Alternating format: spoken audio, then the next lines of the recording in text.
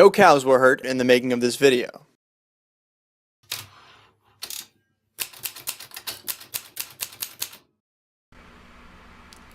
Hi, in this video we're going to cover sea and air freight and when it makes sense to use one over the other and some of the differences between the two. Just to give you a general idea, air tends to be much faster than sea freight shipping, but tends to be a lot more expensive for the same quantity, weight and volume of products. But this really does depend on the specific details of your shipment, the size of the cartons, the quantity, the value of the shipment, because it can vary hugely at different times of the year. The price for air and sea freight can change a lot. For different sizes and weights of product, the cost via air and sea can fluctuate a lot. So for one item, the difference between air and sea might be a huge difference. For another, it may turn out that air is much cheaper than sea. I used to ship screen protectors. So you could fit 1,000 screen protectors or more into a single carton. So sending 5 cartons turned out to be much cheaper to send by air than by sea, because just 5 cartons is not much volume, not much weight when you're sending by air freight. So even though the cost per pound or per kilogram is high, because it didn't take up much space per product, the price overall for the total wasn't so expensive. Let's say it was $500, but if I was to send that by sea, the origin trucking, the destination trucking, the handling fees, the container fees would be maybe $1,500 as a minimum. And so it was much cheaper to send by air in the case of that product.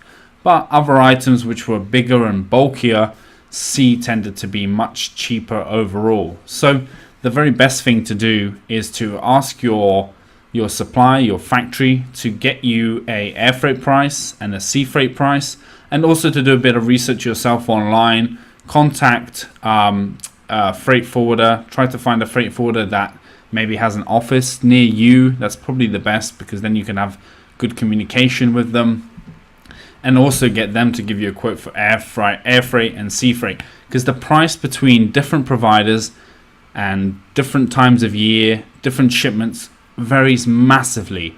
There's no fixed way of knowing the exact cost at any one time, because there's so many variables. And with air freight, the rates can go up and down quite rapidly. Sea freight changes month to month, sometimes weekly, depending on the season. Peak season being the lead up to Christmas, the prices increase. There's additional charges per container. But other times of the year, there can be surcharges if it's suddenly busy. You never know. So it's best to get prices from 2 or 3 different providers for both air and sea each time, and just compare at the time, once you know the exact details of your shipment, from these different providers, and just see which one is the most economical for you. What I usually recommend is to move things along faster, is maybe to send 30 or 40% of your products by air, so they're in stock, they're in the warehouse, and the balance is following up 40 days later or so by sea, and then to allow enough time between reorders that you can send the goods by the cheapest shipping method, usually sea, once you're talking 2, 3, 4,000 units at a time.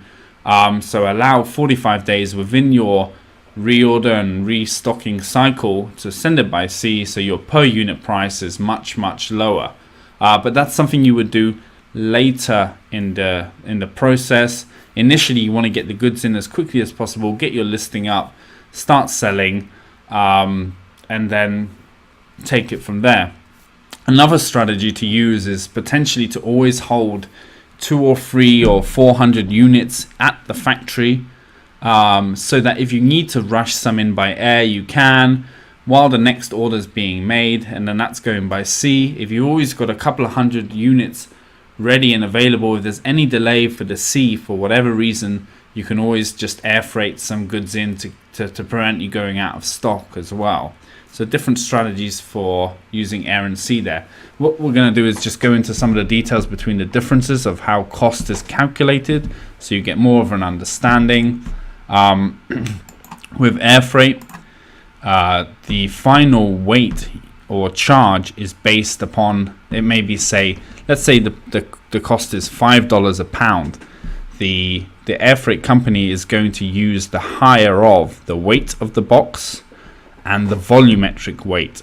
So let's say, for example, you're sending 100 cartons, each one weighs 40 pounds, so the total is 4,000 pounds, but the box size is 20 inches by 20 by 20, so the volumetric weight is actually 58 pounds per box.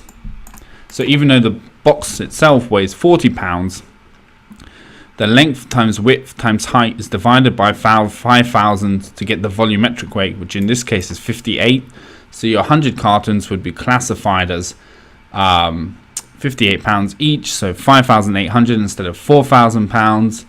And then that would times by whatever the price is per pound in your case, so $5 a pound.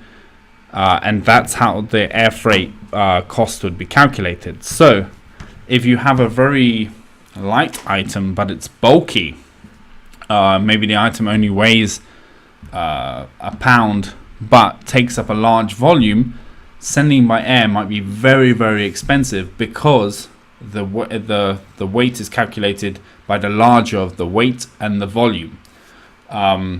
Similarly, if the item is very heavy but doesn't take up much space at all, air freight might be quite economical because the overall size and weight of the shipment is relatively low. For example, in the example I gave you, the screen protectors I was sending, they're both light and they take up hardly any volume whatsoever, even packaged. And so overall air freight was actually really, really cheap, cents per item to send that particular item. But if the item weighs a pound and is about the size of a shoebox, sending by air is going to cost you a fortune. It's much, much cheaper to send by sea. Sea freight in comparison, usually the price is calculated on the volume of goods, so the CBM, the cubic meters, and so you're timesing again the weight, the width by the height by the length, but you're not then dividing by 5,000 as you are in this case. So your goods will either fill a container, so you might fill a 20-foot container,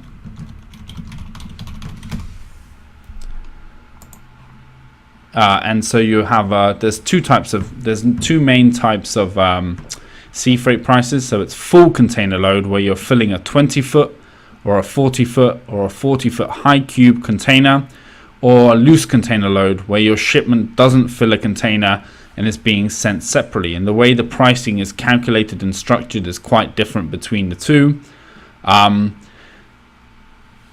The cost difference between a 40-foot container, which is 40 foot in length, versus a 20-foot container, the 20-foot container might be $2,800 to send port to port, but the 40-foot container might be $3,000 to send port to port.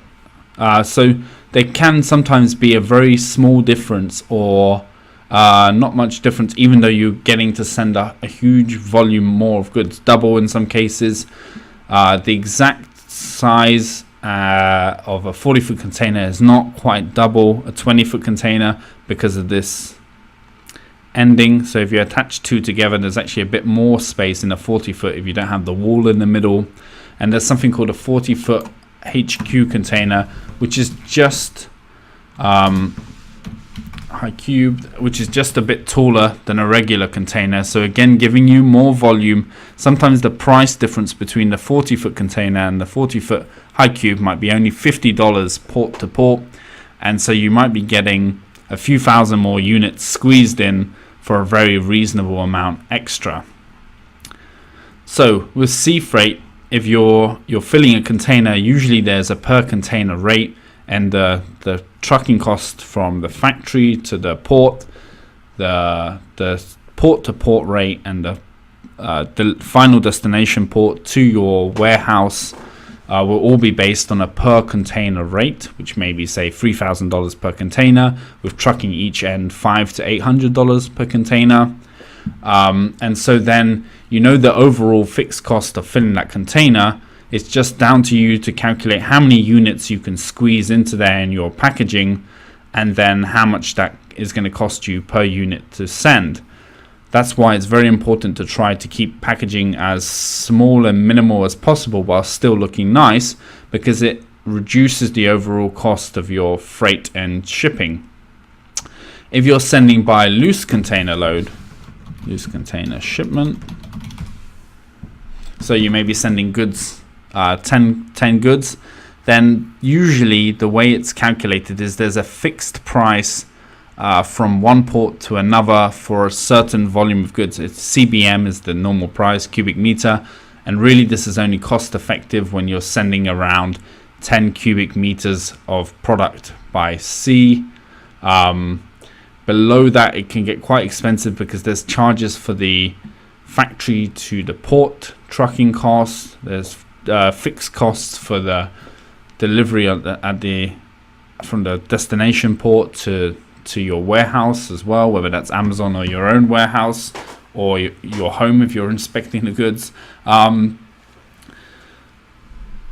So with air and sea freight, for both of them, there's a lot of additional costs which are very hard to judge before you ship. For example, there may be, depending on your freight forwarder, 4 to 10 different fees at the origin port, such as truck loading fees, terminal handling fees, per shipment fees charged by different parties along the supply chain. For example, the port may charge fees, the truck company may charge additional fees. So if you get a quote from a sea freight or air freight provider and your factory for both, what you'll find is that there'll be certain costs indicated, but they will also state that additional costs or unforeseen costs are charged to you as well. So even though they're telling you it's going to cost you about $2,000 to ship this from your factory in Shenzhen to your Amazon warehouse, for example, it may end up costing you $3,000 by the time all of the charges are built into there. So really you want to allow at least 30 to 50% on top of what you're quoted for all of these additional charges. I know it seems crazy that it's like that, but there's so many factors involved in calculating the cost of sea and air freight on your particular shipment that they're never certain exactly what the cost is going to be. And then in addition to that, you have to watch out for the customs duties and taxes as you're bringing the goods in. And if you've got certain types of cargo, you need to watch out for any restrictions on shipping that cargo. Lithium batteries, for example, many providers of air freight won't take lithium batteries. Certain sea freight companies won't take lithium batteries. You need to check before you even order the product. What you want to do is get the size of the cartons from the factory, get the size of the exact final. If you're ordering 1,000 units, what's the volume of that going to be? And at that stage, before placing the order, check the sea freight costs and the air freight costs, and if there's any restrictions on your type of product. Calculate up front how much it's going to cost, and does the landed price still make sense? Landed prices at the final delivery destination, the cost of the product plus all of the freight, handling, duties, taxes. Calculate all of that up front and check whether it still makes sense. So even though the general rule of thumb is air is much more expensive than sea, you don't know for any particular shipment and any particular date what it's going to be. So just check in advance of placing the order, what's the sea freight price for this size shipment, what's the air freight price for this size shipment. Double check with at least 2 or 3 different providers, including asking your factory to quote the cost as well, what the duties are going to be, are there any restrictions. Do the homework in advance of placing your first order, and know that in between orders, the price for sea and air freight may fluctuate 30 or 40% up and down. If your first order is, say, March, and then your reorder is leaving in October, the cost of freight may have increased massively because it's now peak season. Everyone's rushing in to deliver. There may be delays at the port. There may be surcharges of $1,000 or more per container from the sea freight companies. So with all of everything to do with the freight, you want to do your homework before placing the order, because that would stop any surprises. And the other thing you want to do is to check that your factory has exported that type of product before to your market. So if you're selling in the US, has that factory shipped this product to the US before? Is there any special paperwork that I need in place? Ask the factory. You may need to have certain test certificates. You may need to have a certain license to deal in that particular product. Again, all of this should be done before ever placing the order. So simulate doing a real shipment. Get the if you plan to order 500 units from the factory, get the exact carton size. Go to some freight forwarders locally that you find on Google in your area and get them to quote the price. Tell them you're shipping in a week's time, because otherwise, if you're shipping 3 months out, they're not going to quote for you, because they're not sure what the price is going to be 3 months out. So just tell them it's, okay, I'm shipping next week. Can I have an air freight and a sea freight price? When they come back to you, just ask them, do you know what the duties are going to be for this? How can I check? There's different web services where you can check the duties as well, and that's something you need to Google for your particular product. But do all of this homework before placing that PO. The worst thing is to have shipped 2,000 units or 1,000 units from China and then found that once it arrives in the US, you don't have the right paperwork for it, and there's huge fees to either send it back or to amend the product, add some sort of label, such as it needs a made in China label. That made in China label pretty much needs to be on all items, but there could be other markings and requirement for your particular product that you need to find out well before placing your first order. This video will self-destruct in 5 seconds.